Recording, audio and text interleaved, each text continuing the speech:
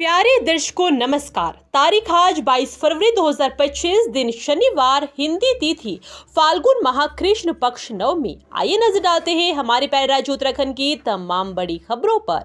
Video शुरू करने से पहले कमेंट बॉक्स में जय हिंद लिखकर हमें सपोर्ट करें और हाँ, वीडियो को पूरा जरूर देखें क्योंकि इस वीडियो में हम जानेंगे बिजली, पानी, मौसम, सरकार के नए नियम, ऐलान। तो चलिए शुरू करते हैं। कैलाश मानसरोवर यात्रा मार्ग पर बनेगी टनल। 1600 करोड़ से 6 किलोमीटर लंबी सुरंग बनेगी, मिलेगी सुविधा। कैलाश मानसरोवर और आदि कैलाश यात्रा मार्ग पर श्रद्धालुओं और पर्यटकों का सफर और भी आरामदायक होगा। इसके लिए यात्रा मार्ग पर 1600 करोड़ से 6 किलोमीटर लंबी टनल बनेगी। बूंदी से गरब्यांग के बीच टनल बनने से कैलाश मानसरोवर और आदि कैलाश यात्रा की करीब 10 किलोमीटर दूरी कम हो जाएगी। 765 BRTF के कमांडर कर्नल प्रशांत सिंह ने बताया कि BRO के हीरक परियोजना के तहत धारचूला, कैलाश मानसरोवर और आदि कैलाश यात्रा मार्ग पर बूंदी, छियालेक और गरब्यांग के बीच 6 किलोमीटर लंबी टनल के निर्माण के लिए DPR केंद्र सरकार को भेजी है। उन्होंने कहा कि जल्द ही इस योजना को स्वीकृति मिलने की उम्मीद है। उत्तराखंड में झमाझम बारिश, कई जिलों में बर्फबारी। अगले 5 दिन कैसा रहेगा मौसम? उत्तराखंड में पश्चिमी विक्षोभ का असर देखने को मिल रहा है। इस दौरान उत्तराखंड के साथ ही हिमाचल प्रदेश के कई इलाकों में बर्फबारी देखने को मिल रही है। मौसम विभाग के अनुसार पश्चिमी विक्षोभ का असर अगले 24 से 48 घंटों तक देखने को मिलेगा। इस दौरान बर्फबारी भी होती रहेगी। बर्फबारी के साथ ही कई इलाकों में बारिश भी देखने को मिलेगी। मौसम विभाग से मिली जानकारी के अनुसार उत्तराखंड के कई इलाकों का तापमान नीचे आ जाएगा। मेगा प्रोजेक्ट खोलेंगे रोजगार के द्वार। MSME से उत्तराखंड की होगी चांदी। राज्य के सूक्ष्म, लघु एवं मध्यम उद्यमिता संस्थान सेक्टर के उद्योगों से लेकर बड़े उद्योगों की अवस्थापना तक धामी सरकार के निर्णय उत्साह बढ़ाने वाले हैं। SMSE का पहिया सर पर दौड़ने से जहां राज्य की आर्थिकी को गति मिलेगी, वहीं मेगा प्रोजेक्ट को बढ़ावा देने के रोजगार के नए अवसर सृजित होंगे। हालांकि उद्यमों की राय है कि राज्य सरकार को बजट के इतर SME उद्योग नीति बनानी चाहिए। धामी सरकार ने MSME उद्योगों के लिए 50 करोड़ रुपए का प्राविधान किया है। इससे उन छोटे उद्यमियों को राहत मिलेगी जो भूमि न मिलने के कारण अपने उद्योग खड़े नहीं कर पा रहे। राज्य के कुल उद्योगों में करीब 86% MSME के तहत पंजीकृत उद्योग है, जबकि राज्य की आर्थिकी में 13.1% DGP का सहयोग है। उद्यान विभाग को मिले 29 नए अधिकारी, मंत्री गणेश जोशी ने दी बधाई। उत्तराखंड सरकार के प्रयासों के बाद राज्य लोक सेवा आयोग से चयनित श्रेणी 2 के 29 अधिकारियों को उद्यान एवं खाद्य प्रसंस्करण विभाग में प्रशिक्षण उपरांत गुरुवार को नियुक्ति प्रदान की गई। कृषि एवं उद्यान मंत्री गणेश जोशी ने नवनियुक्त उद्यान अधिकारियों को बधाई देते हुए राज्य के उद्यान स्वामियों के हितार्थ बेहतर कार्य करने का आह्वान किया है। 20 अप्रैल को जारी किया जाएगा बोर्ड रिजल्ट। ब्लॉक स्तर पे टॉपर्स को। प्रदेश में 10वीं और 12वीं की उत्तराखंड बोर्ड परीक्षा की शुरुआत हो चुकी है। शिक्षा मंत्री डॉक्टर धन सिंह रावत ने सभी परीक्षार्थियों को अपनी शुभकामनाएं दी है। साथ ही शिक्षा मंत्री ने बताया कि इस वर्ष परीक्षा का रिजल्ट 20 अप्रैल को जारी कर दिया जाएगा। वहीं ब्लॉक स्तर से 5 से 10 टॉपर छात्र छात्राओं को शैक्षणिक भ्रमण के लिए देश के कई क्षेत्रों में ले जाने का कार्य भी राज्य सरकार द्वारा किया जाएगा।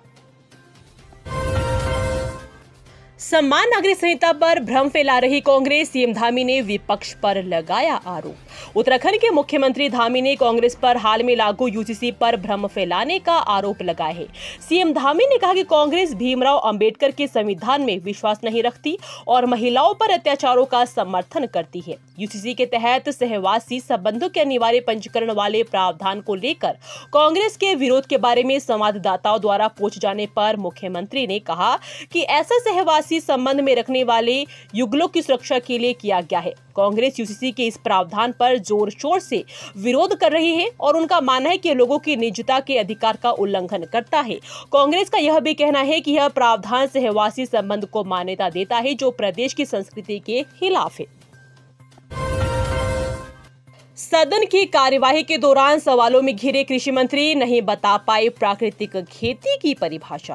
उत्तराखंड विधानसभा सत्र के चौथे दिन सदन की कार्यवाही के दौरान कृषि मंत्री गणेश जोशी सत्ता पक्ष और विपक्ष के विधायकों के द्वारा पूछे गए सवालों पर बुरी तरीके से फंसते हुए नजर आए, जिसके बाद विधानसभा अध्यक्ष के दौरान कृषि मंत्री गणेश जोशी से पूछे गए सवाल को स्थगित कर दिया गया। उत्तराखंड विधानसभा में बजट सत्र की कार्यवाही के दौरान शुक्रवार का दिन इतिहास के पन्नों में कृषि मंत्री गणेश जोशी से पूछे गए एक सवाल के लिए हमेशा याद किया जाएगा। दरअसल विधानसभा में प्रश्नकाल के दौरान प्राकृतिक खेती को लेकर सत्ता पक्ष के विधायक बृजभूषण गेरोला के द्वारा सवाल किया गया था, जिस पर कांग्रेस विधायक वीरेंद्र जाति के द्वारा क्रॉस सवाल किया गया और कृषि मंत्री से प्राकृतिक खेती की परिभाषा को पूछा गया। प्राकृतिक खेती की परिभाषा को जब कृषि मंत्री गणेश जोशी बताने लगे तो फिर सत्ता पक्ष और विपक्ष के कई विधायकों ने ही उनके जवाब पर सवाल खड़े कर दिए। करीब 25 मिनट तक गणेश जोशी प्राकृतिक खेती की परिभाषा समझाते रहे, लेकिन सत्ता पक्ष और विपक्ष के विधायक उनकी परिभाषा से संतुष्ट नजर नहीं आए। बोर्ड परीक्षा के बाद ही होंगे शिक्षकों के अंतरमंडलीय तबादले, सदन में शिक्षा मंत्री ने दी जानकारी। प्रदेश में बोर्ड परीक्षा के बाद अध्यापकों के अंतरमंडलीय तबादले किए जाएंगे। शिक्षा मंत्री डॉ. धन सिंह रावत ने सदन में एक सवाल के जवाब में इसकी जानकारी दी।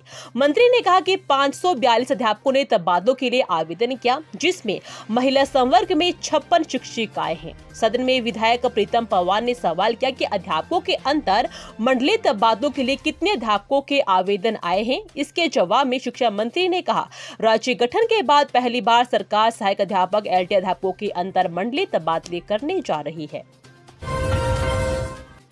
तलाक, लिव इन रिलेशनशिप और उत्तराधिकारी से संबंधित सेवाओं के लिए शुल्क निर्धारित देने होंगे इतने रुपए। मुख्य विकास अधिकारी अभिनव शाह ने बताया कि समान नागरिक संहिता नियमावली 2025 में विवाह, तलाक, लिव इन रिलेशनशिप और उत्तराधिकारी से संबंधित सेवाओं के लिए पंजीकरण शुल्क, विलंब शुल्क, शास्ति एवं अर्थदंड का प्रावधान किया गया है। विवाह पंजीकरण, पंजीकृत विवाह की पावती के लिए शुल्क 250 रुपए, विवाह पंजीकरण, पंजीकृत विवाह की पावती के लिए शुल्क 2500 रुपए दे होगा। इसी तरह तलाक या विवाह की अमान्यता के डिक्री के पंजीकरण के लिए शुल्क 250 रुपए, बिना वसीयत के उत्तराधिकारी के संबंध में कानूनी वरीयत की घोषणा के लिए शुल्क 250 रुपए, वसीयतनामा उत्तराधिकारी विवरण के पंजीकरण के लिए शुल्क 250 रुपए रखा गया है। यात्री वाहनों का पंजीकरण कराने वाले बाहरी लोगों का होगा वेरिफिकेशन, ऐसे होगा रजिस्ट्रेशन। यात्री वाहनों का पंजीकरण कराने वाले बाहरी लोगों का अब पुलिस वेरिफिकेशन अनिवार्य कर दिया गया है। अब तक केवल मकान मालिक से पता का किरायानामा बनवाकर वाहनों का पंजीकरण कराने वालों के लिए निर्देश जारी हो चुका है। फिलहाल इसे यात्री व बड़े वाहनों के लिए आवश्यक किया गया है। जनपद में डंपर के अलावा टैक्सी में हर माह में अच्छी खासी संख्या में वाहनों का पंजीकरण हो रहा है। पहले नियम लचर था तो आसानी से बाहरी लोग भी अपने वाहनों का पंजीकरण कराकर व्यवसाय करते थे। यह पता नहीं चल पाता था कि पंजीकृत वाहन किराएदारी का सत्यापन पहले कराया है या नहीं, रिपोर्ट लगते ही पता लग जाएगा। हाईकोर्ट ने आईजी ट्रैफिक अरुण मोहन जोशी को दिए निर्देश, कहा सड़क हादसों पर कैसे लगे रोक, सुझाव दे। सड़क हादसों को रोकने के लिए क्या बेहतर किया जा सकता है। हाईकोर्ट ने इस पर आईजी ट्रैफिक अरुण मोहन जोशी से 6 सप्ताह के भीतर सुझाव बताने के लिए कहा है। मुख्य न्यायाधीश जी नरेंद्र एवं न्यायमूर्ति आशीष नेथानी की खंडपीठ ने वाहनों के ओवर स्पीड से हो रही दुर्घटनाओं को लेकर दायर याचिका जनहित याचिका पर सुनवाई के बाद ये निर्देश दिए। कहा कि इस हादसे को रोकने के लिए और क्या बेहतर प्रयास किए जा सकते हैं। पूर्व के आदेश के क्रम में IG traffic Joshi video conferencing के माध्यम से कोर्ट में पेश हुए। उन्होंने अवगत कराया कि कई नौजवानों को मौत ओवरस्पीड के कारण हो चुकी है। इसके रोकने के लिए यातायात पुलिस काम कर रही है। ओवरस्पीड चल रहे वाहनों का चालान किया जा रहा है। कई जगहों पर सीसीटीवी कैमरे, रोड सेंसर भी लगा दिए गए हैं। मसूरी देहरादून मार्ग पर कार हादसे की शिकार, एक की मौत। मसूरी देहरादून मार्ग के चूनाखाल झड़ी पानी मार्ग पर एक कार अनियंत्रित होकर सड़क से नीचे दूसरे बैंड पर आ गिरी। दुर्घटनाग्रस्त कार में सवार एकमात्र व्यक्ति की मौत हो गई। घायल को पुलिस ने हॉस्पिटल भिजवाया है। कार पूरी तरह से क्षतिग्रस्त हो गई है। पुलिस के अनुसार प्रथम दृष्टया कार का ओवर स्पीड होना है। मसूरी पुलिस अनुसार रेनॉल्ट ट्रेबर कार संख्या UK 07D 8051 से जिला टिहरी गढ़वाल के जौनपुर विकासखंड मुख्यालय थथियूर के समीप थान भवान गांव निवासी 42 वर्षीय नीरज सिंह पुत्र किशोरी लाल देहरादून की ओर जा रहे थे। ये थी आज की फटाफट खबरें। हम मिलेंगे अगले बुलेटिन में, तब तक के लिए धन्यवाद। जय हिंद।